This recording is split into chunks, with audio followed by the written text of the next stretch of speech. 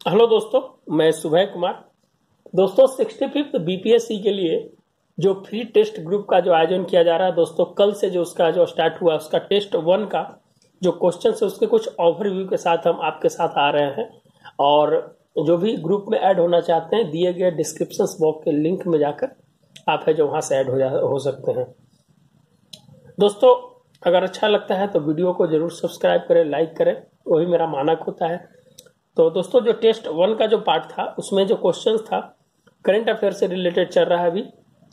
Iran और America के बीच विवाद, पश्चिम एशिया में अमेरिका हठधर्मिता का उदाहरण है, क्या भारत इस स्थिति में अपना विदेश नीति को अस्थिर रख सकेगा, उदाहरण स्वरूप चर्चा करें। दोस्तों क्वेश्चंस को लिखते समय आपको जो डायमेंशंस होता है क्वेश्चंस को उसको जरूर पढ़िए। एग्जाम में क्या होता है कि एक पार्ट को है जो ज़्यादा खींच के लिख देते हैं और दूसरे पार्ट है जो शॉर्ट हो जाता है, जिसके कारण है जो क्वेश्चंस की जो तरलता और गंभीरता है वहां दिखाई नहीं देती है, जिसके कारण है जो मार्क्स में प्रॉब्लम आती है। तो दोस्तों आप है जो इसको 3 डायमेंशन से लिख सकते हैं, ईरान, अमेरिका, पश्चिमी एशिया, मध्य एशिया और भारत। भारत को इसलिए शामिल करना जरूरी है दोस्तों कि वर्तमान में जो अमेरिका और ईरान के जो संबंध थे, आज से 6-7 महीना पहले की जो स्थिति है जब सैंक्शंस नहीं लगाया था, 6 महीने के लिए भारत के सैंक्शंस लगाया था, उससे पहले दोनों के साथ संबंध बहुत मधुर थे। लेकिन वर्तमान समय में अमेरिका और ईरान के बीच बढ़ती तल्खी और सैंक्शन ने भारत के भी आर्थिक स्थिति और भारत की विदेश नीति को भी है जो परिवर्तन करने पर मजबूर कर दिया है। तो आप इस कंडीशंस में थोड़ा सा भूमिका बनाने के बाद कुछ टाइमलाइन के साथ आगे बढ़िए और अमेरिका ईरान के विवाद को छोटा पार्ट में आप दिखाने की कोशिश कीजिए। 1950 की स्थिति, 1970 की स्थिति और 2000 की स्थिति।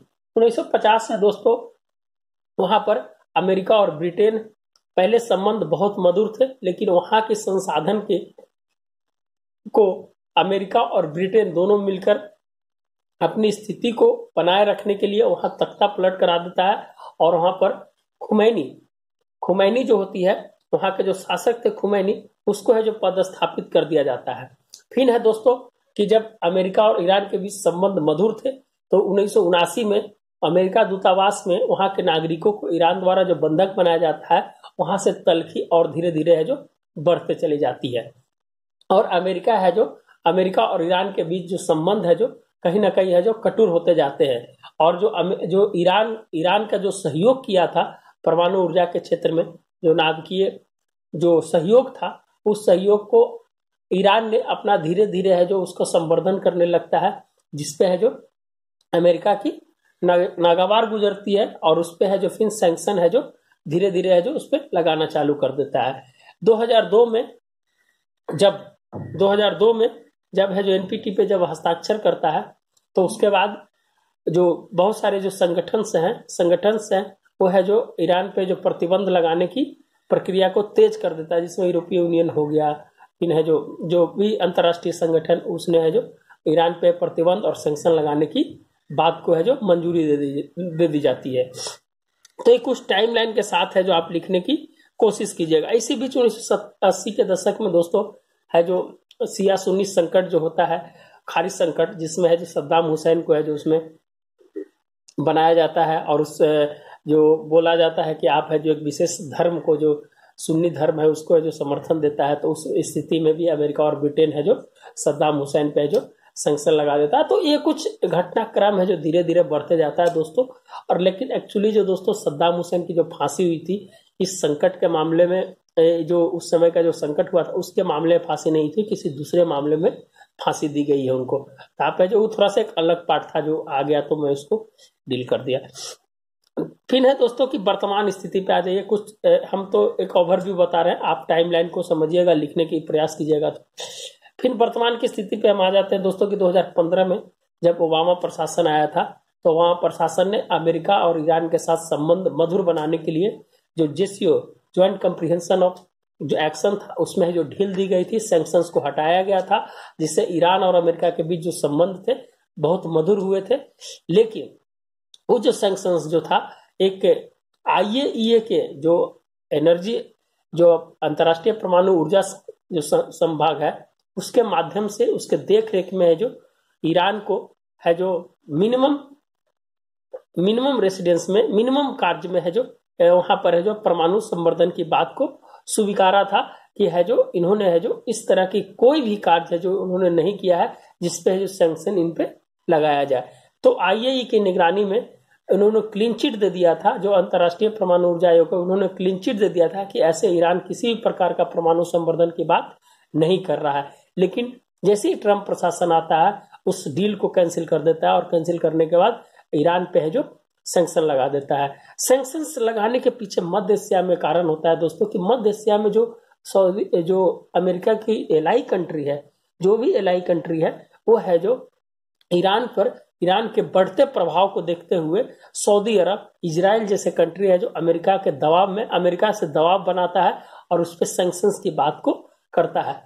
तो अमेरिका की जो फर्स्ट नीति है, अमेरिका फर्स्ट नीति है, जिसके कारण से है जो दोस्तों वहां पर है जो ईरान को इस जो आर्थिक संकट से है जो गुजरना पड़ता है। और फिर इसी क्रम में दोस्तों जो वहां का ईरान का रेवोल्यूशनरी गार्ड है उसको है जो आतंकवादी घोषित कर देता है, टेररिस्ट घोषित कर देता है, जिसके कासिम सुलेमानी जो उसके चेयरमैन होते हैं, चेयरमैन या उनके मुखिया होते हैं, जो कमांडर होते हैं, उनकी हत्या हो जाती है। और हत्या होने के बाद है जो विवाद है जो बहुत ज्यादा बढ़ जाता है, विवाद बढ़ जाता है दोस्तों। तो स्थिति इस तरह की स्थिति बन जाती है कि दोनों के बीच थर्ड वर्ल्ड वार की स्थिति बन जाती है, जिसमें भारत को यहाँ पर है जो भारत ने भी अपने वक्तव्य में बोला था कि हम यहाँ पर दोनों देशों के बीच मध्यस्थता करने के लिए तैयार है। तो भारत एक अपनी विदेश नीति को यहाँ पर दिखाने की कोशिश करता है कि हम भी है जो पावर के रूप में उभर रहे हैं, दिखाना चाहते हैं।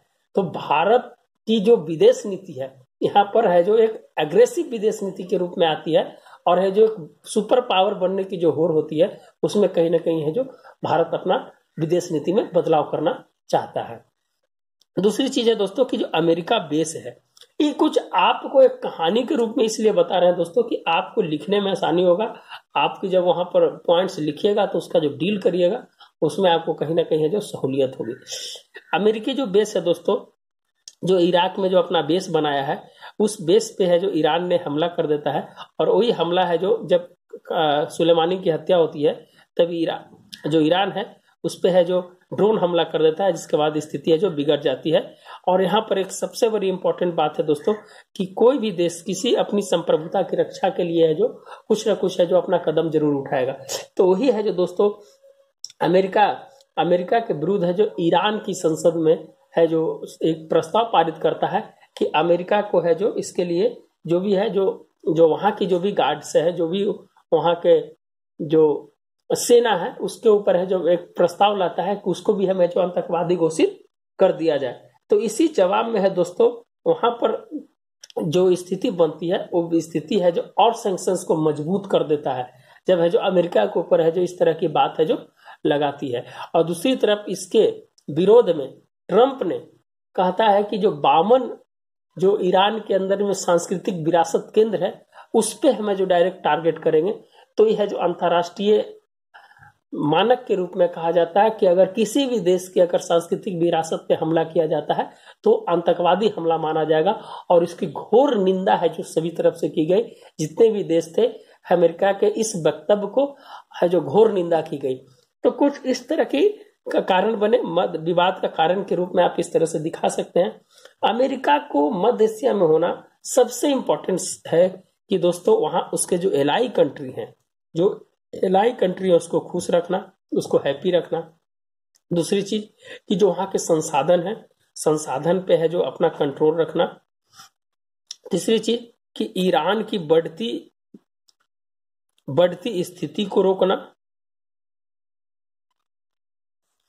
और चौथी चीज है दोस्तों कि जो ग्लोबल वर्ल्ड में जो पावर की जो बात की जाती है, अमेरिका खुद है जो अपने कंट्रोल में रखना चाहता है मध्य एशिया को। तो ये कुछ ऐसी बातें हैं जिसके कारण है जो ईरान के बीच है जो तलखी है जो धीरे धीरे और बढ़ती चली गई। दूसरा चीज है कि संप्रभुता की बात हम करनी है दोस्तों। ट्रंप की नीति मध्य एशिया में साधना, इसे 4 पॉइंट्स हो गया। अमेरिका फर्स्ट की नीति की बात करता है। भारत का जो प्रभाव है, भारत के लिए सबसे इंपॉर्टेंट था दोस्तों कि चाबहार और ऊर्जा प्रणाली की जो सबसे बड़ी जो समस्या थी वो है जो हम ईरान के माध्यम से उसको दूर करते थे।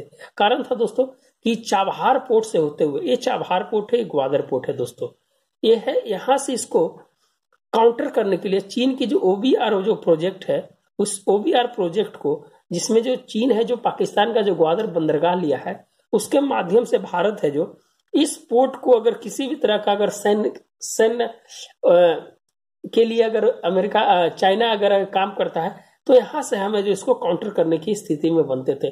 तो ये हमारे लिए बहुत ज्यादा महत्वपूर्ण था। लेकिन वर्तमान समय में जो ईरान पे जो सैंक्शंस लगाया और भारत उससे तेल खरीदना बंद कर दिया, तो इसको है जो कहीं ना कहीं जो 74 किलोमीटर का जो दूरी है दोस्तों, इस पे पाकिस्तान को लीज पर देने की बात कर दी गई है।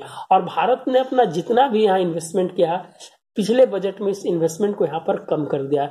तो कहीं ना कहीं भारत के लिए कहीं ना कहीं एक सामरिक रूप से एक खतरे की घंटी है कि अपने जो विस्तारवादी नीति है, जो अपना जो रिलेशनशिप है, उसको बरकरार रखने में कहीं ना कहीं भारत भी नाकाम रहा है। दूसरी चीज है दोस्तों कि जो ट्रेड रूट्स है, जो हार्मुज जलसंधि का जो ट्रेड रूट्स है, उसके माध्यम से जो भी व्यापार होते हैं, अगर उसको किसी तरह से ईरान अगर ब्रेक करता है, तो भारत के साथ विश्व की बहुत सारी ऐसे देश की अर्थव्यवस्था है कहीं ना कहीं है जो खतरे में पड़ जाएगी। तो ये सब कुछ ऐसे पॉइंट्स है। और भारत के साथ जो प्रवासी जो रहते हैं वहां, भारत के प्रवासी जिसका पैसा है जो भारत में आता है, उसको भी कहीं ना कहीं है जो इसका इफेक्ट्स पड़ेगा। तो भारत को इस मामले में, विदेश नीति के मामले में, व्यापार के मामले में, रिलेशनशिप के मामले में, जैसे रायसीना डायलॉग में है जो उसकी बात की गई, उसको है जो सुलझाने की बात की गई। दूसरा चीज है कि दोस्तों जो भारत का जो ISIS जो खतरा है, वो है जो उसके जो इनपुट्स मिलते थे, उस इनपुट्स को मिलना अगर बंद हो जाता है तो भारत के लिए भी खतरा है। कहा कि ISIS का प्रभाव है जो अब इधर बढ़ने लगा है। आपने देखा कि जो अभी श्रीलंका में जो हमले हुए, केरल में कुछ जो पकड़ा, तो कहीं ना कहीं है जो एक खतरे की घंटी है। तो ये सब विदेश नीति को आपको बनाए रखने के लिए हर एक देशों के साथ रिलेशन बढ़िया रखना पड़ेगा। दूसरा चीज है कि दोस्तों अस्थिरता से खतरा ज्यादा बढ़ता है, इकोनॉमिक्स पे तो प्रभाव पड़ेगा ही पड़ेगा। तो ये सब कुछ ऐसे पॉइंट्स के साथ है दोस्तों, आप है जो लिखने की कोशिश कीजिएगा। अगर किसी भी तरह का अगर कोई बात अगर पूछनी होगा तो कमेंट्स में आप पूछ सकते हैं। तो अगर मिलते हैं दोस्तों, अगर कुछ नया अगर क्वेश्चंस होगा, कल की जो क्वेश्चंस होगा उसके आप कोशिश करेंगे कि डेली हम इस तरह से लेकर आए, आपको छोटा छोटा पार्ट में बताने की कोशिश करें। तो आप जरूर है जो इसका रिव्यू कीजिएगा कैसा लगा। तो मिलते हैं नए वीडियो के साथ। अगर ऐड होना है दोस्तों तो आप ऐड हो सकते हैं, लाइक करें, सब्सक्राइब करें। धन्यवाद दोस्तों। इसके जो कमेंट बॉक्स है दोस्तों, कमेंट बॉक्स में अगर किसी भी प्रकार की अगर कोई भी सूचना अगर देनी हो इस चैप्टर से, या आप की और इसमें सुधार की जरूरत है, तो आप वहां पर है जो जरूर है जो अपना समर्थन दें। तो ठीक है दोस्तों, मिलते हैं नए वीडियो के साथ। धन्यवाद।